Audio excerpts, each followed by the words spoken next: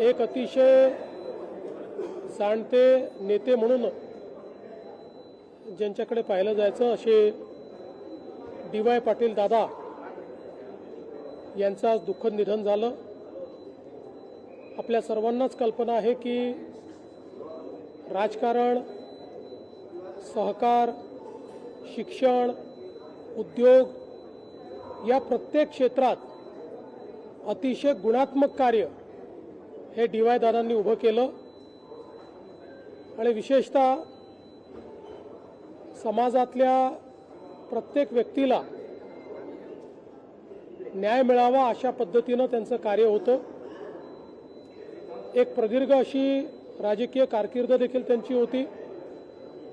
नगरसेवक, आमदार इथपासनं तर बंगाल, बिहार आणि त्रिपुरा या राज्याचे राज्यपाल म्हणून देखील त्यांनी कार्य केलं।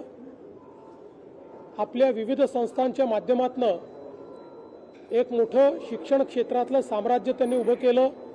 सहकार क्षेत्रात अतिशय उत्तम काम केलं, उद्योग क्षेत्रात काम केलं आणि सगळ्यात महत्त्वाचं अजातशत्रू अशा पद्धतीचं त्यांचं व्यक्तिमत्व होतं। समाजातल्या सर्व लोकांशी, सर्व पक्षाच्या लोकांशी, सर्व विचारांच्या लोकांशी अतिशय सलोख्याचे त्यांचे संबंध होते।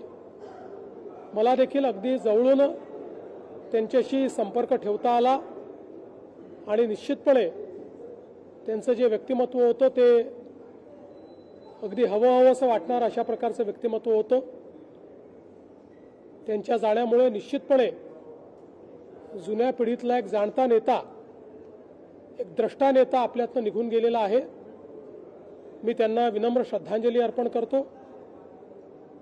त्यांच्या कुटुंबावर आज हे जे दुःख कोसळलेलं आहे ते सहन करण्याची शक्ती ईश्वराने त्यांना द्यावी। श्री सतेज बंटी पाटीलजी यांच्याशी माझं फोनवर बोलणं झालं। त्यांना माझ्या शोकसंवेदना मी दिलेल्या आहेत आणि पूर्ण शासकीय इतमामात त्या ठिकाणी त्यांचा अंत्यसंस्कार व्हावा अशा प्रकारचे निर्देश देखील देण्यात आले आहेत।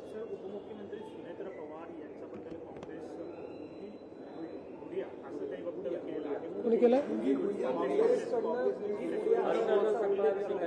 मला असं वाटतं की अतिशय खालच्या स्तरावर हे उतरलेले आहेत।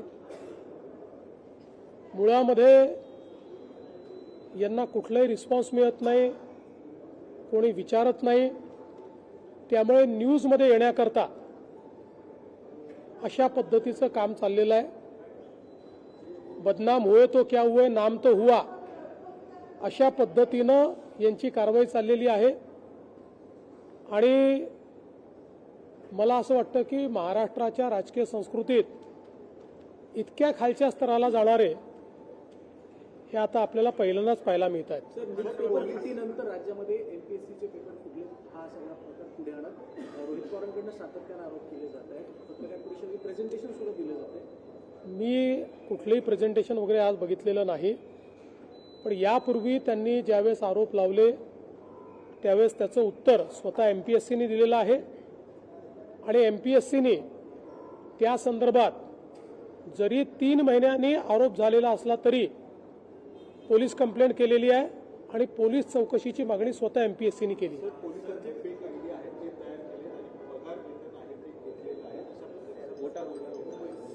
हा 2020चा घोटाळा आहे, आजचा नाही आहे।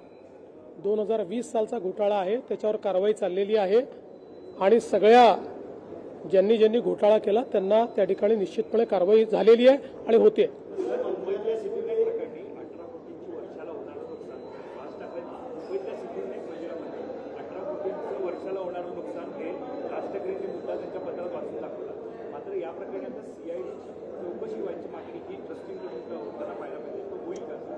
बघा, कुठेही शंका निर्माण झाली आणि पुरावा असेल तर चौकशी झालीच पाहिजे। त्यामुळे निश्चितपणे या संदर्भातली सगळी चौकशी केली जाईल। सर, खुनाच्या संशयिताला पुण्यामध्ये पुणेवर पोलिसांनी हिंड वगैरे काढली होती, त्या संदर्भात राज्य मानव अधिकार आयोगानं नोटीस देखील पाठवली। मला माहित नाही, मी नोटीस बघितला नाही।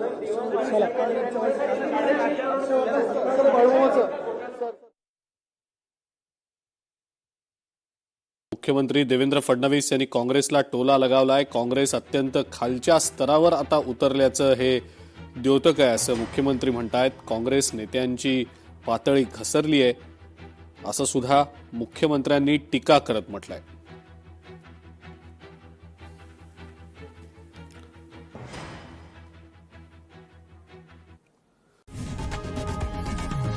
लोकशाही मराठी ऐका, पहा, जागरूक रहा.